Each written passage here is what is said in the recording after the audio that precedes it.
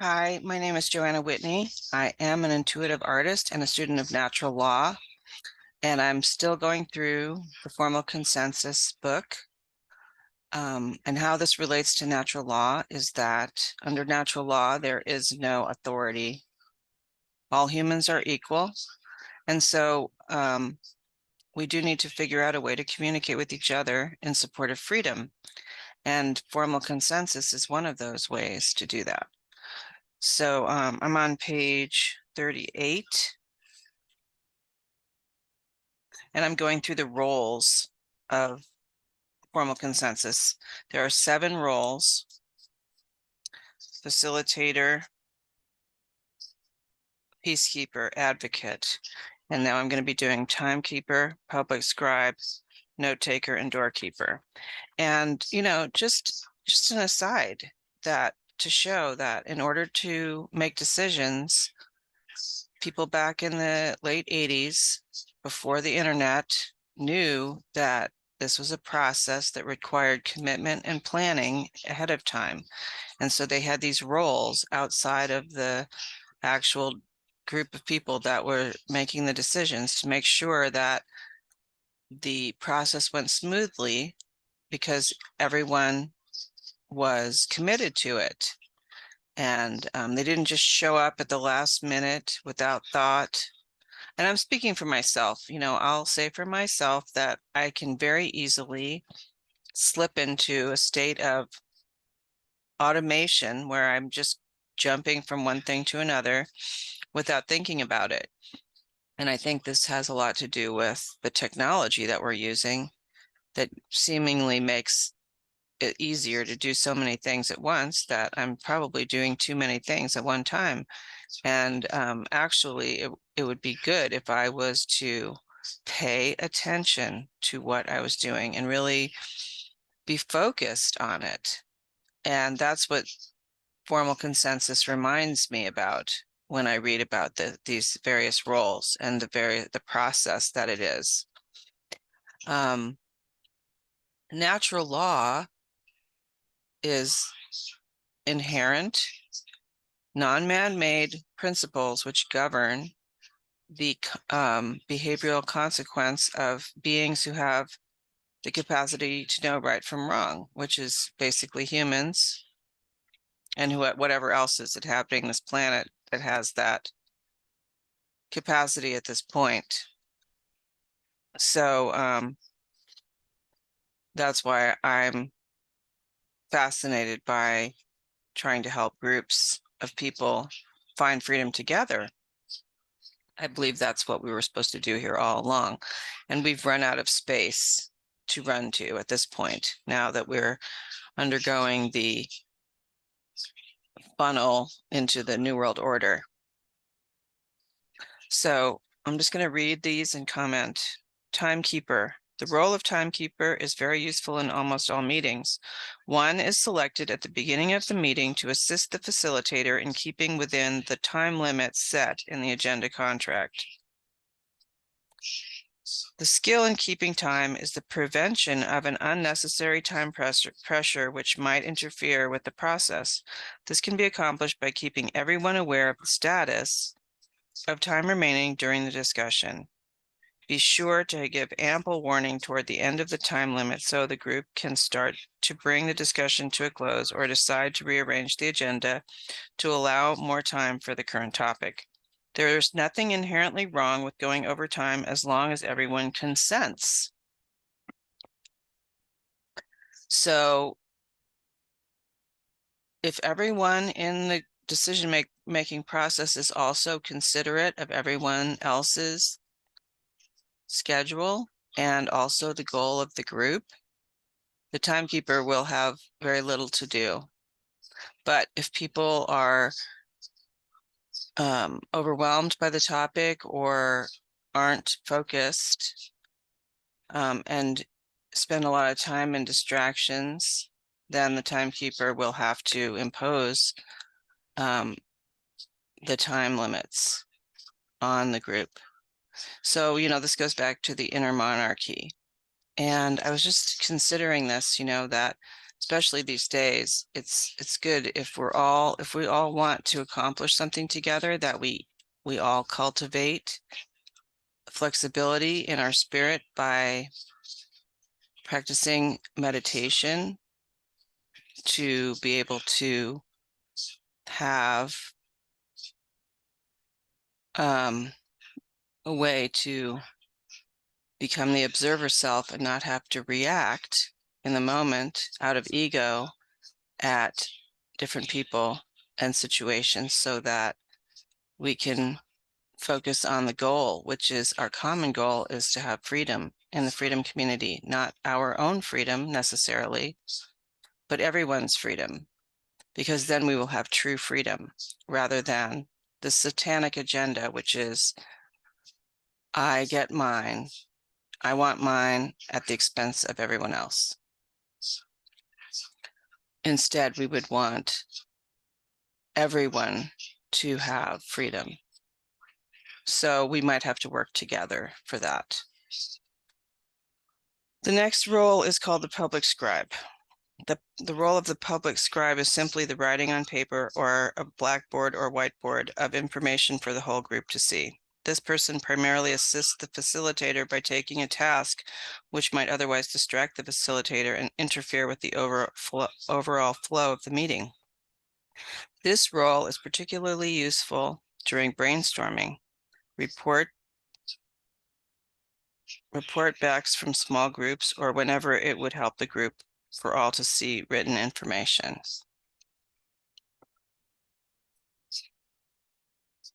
Then we have the note taker, which is a separate role.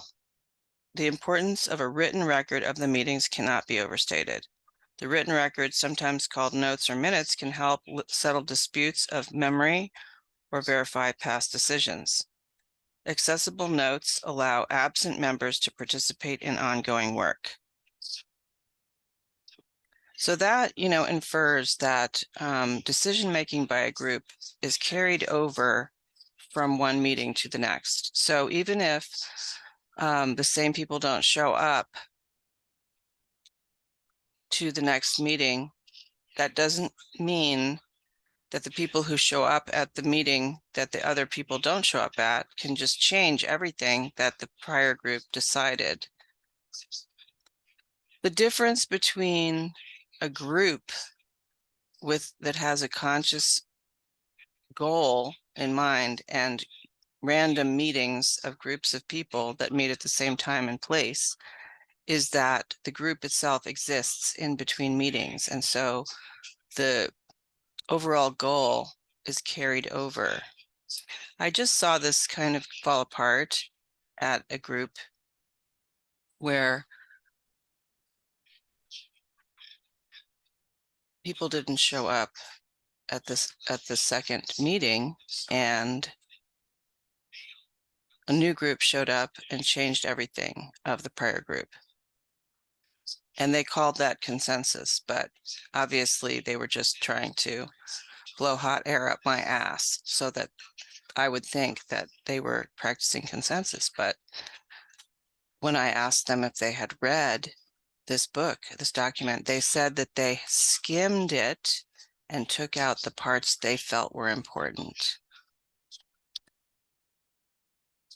Now, I'm just going to take a moment to digress about that. Skimming this document and taking out the points that you think are important is a satanic point of view, because this document was written by someone who knew and understood groups as a result of working with groups for many years. And so this document is to show a process. So if you're going to skim the process and take out the parts that you think are important, then you're a self-centered person who has no clue about what's going to work to create a freedom group. And I can make that statement because this booklet I read in the last video, I read the suggested reading and the bibliography from this book, and it's based on a history of groups of people who had the intention of working together for peaceful means through difficult situations. It's called information from history. And so for us to be that arrogant that we would think we somehow inherently know what sections seem important, and then we use that, then we might as well just do it. Don't even bother reading this document. Just do the free-for-all thing, which I think, you know, we've already discovered doesn't work, because many of the groups now find that we were only meeting regularly when there was a lockdown and we were in reaction to the lockdown, or when there was masks and we were in reaction to masks. And now that everything seems to be fine, we have backed off from meeting every week, and we're back to meeting, you know, only for social occasions or for a class or once a month. When we really, if we really understood what's coming, we would be meeting every week, or maybe even more than that. You know, I remember when Derek Burrows came to the We Are Change potluck, I think it was a couple of years ago now, and he said that we have 7 years. That would have meant 7 years of continuous work the way we were doing in the beginning, but we've backed off of that. And it's just, you know, if we're going to back off of that, then we can't back off of something like formal consensus. We would have to do that strenuously and meet once a month to make important decisions. And hopefully we're studying and learning things in between so that we can be a more well-rounded person. Okay, that was my soapbox, and now I'm going to go back to useful items to include in the notes are date and attendance, the agenda, brief notes, reports and discussion, verbatim notes, proposals with revisions, decisions with concerns listed, announcements, next meeting time and place, evaluation comments. After each decision is made, it is useful to have a note taker read the notes aloud to ensure accuracy. At the end of the meeting, it is also helpful to have the note taker present to the group a review of all decisions. Oh, present. It is also helpful to have the note taker present to the group a review of all decisions. In larger groups, it is often useful to have 2 note takers simultaneously, because everyone, no matter how skilled, hears information and expresses it differently. Note takers are responsible for making sure the notes are recorded accurately and are reproduced and distributed according to the desires of the group. E.g., mail to everyone by U.S. mail with the stamp, handed out at the next meeting, filed, etc. So obviously this was written before the internet. We would email that now, but then it's unlikely that we would read it. However, this is the documented history of the group, which is very, very important. Because if we all know this, that if we don't understand our history, we are doomed to repeat it. So it is very important to keep track of what has gone on and how we've evolved and what we've learned for ourselves and for other people. And also to verify, as they said, verify past decisions, because memory doesn't carry. Then there's the doorkeeper. Doorkeepers are selected in advance of the meeting and need to arrive early enough to familiarize themselves with the physical layout of the space and to receive any last-minute instructions from the facilitator. They need to be prepared to miss the first half hour of the meeting. Prior to the start of the meeting, the doorkeeper welcomes people, distributes any literature connected to the business of the meeting, and informs them of any pertinent information. The meeting will start 15 minutes late, the bathrooms are not wheelchair accessible, etc. A doorkeeper is useful, especially if people tend to be late. When the meeting begins, they may continue to be available for latecomers. They might briefly explain what has happened so far, where the meeting is currently on the agenda. The doorkeeper might suggest to the latecomers that they refrain from participating in the current agenda item and wait until the next item before participating. That's a good principle and idea. for people who are chronically late or people who are late to not try to participate immediately. This avoids wasting time repeating discussion or addressing already resolved concerns. Of course, this is not a rigid rule. Use discretion and be respectful of the group's time.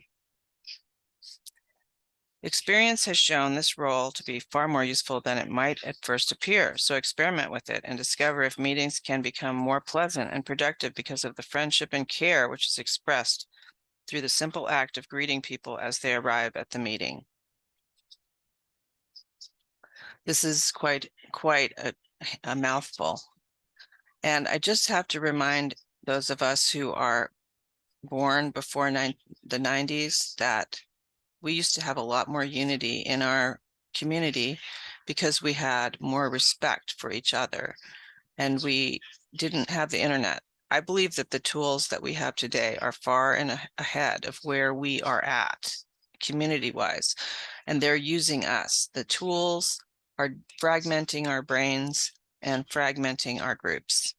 Maybe someday we may be mature enough to use these tools, but at the moment, we're just not there anymore because think for a minute, how many phone numbers did you used to be able to memorize? And how many phone numbers do you know now? That just shows how fragmented and lazy our brains have become. So the tools are using us now. So to get back to this, like just the idea of having a greeter that helps people and reminds them that because they're late, being late, there are people who are chronically late that need to look at that if they're going to have an inner monarchy and don't have an external monarchy. Those people need to refrain from participating in the current agenda item because they're walking in late. It's totally disrespectful to the group. Then we have the doorkeeper that reminds them of that and who shows them where the bathroom is so they don't have to interrupt somebody to find out where the bathroom is. Or and then they're saying the simple act of greeting people is productive towards creating friendship and care. Remember the lost principle of care, the 8th principle of natural law. That's very important, and I think is what is greatly lacking today. So that is the end of the roles, and next time we will be talking about facilitation techniques, chapter 6, page 41.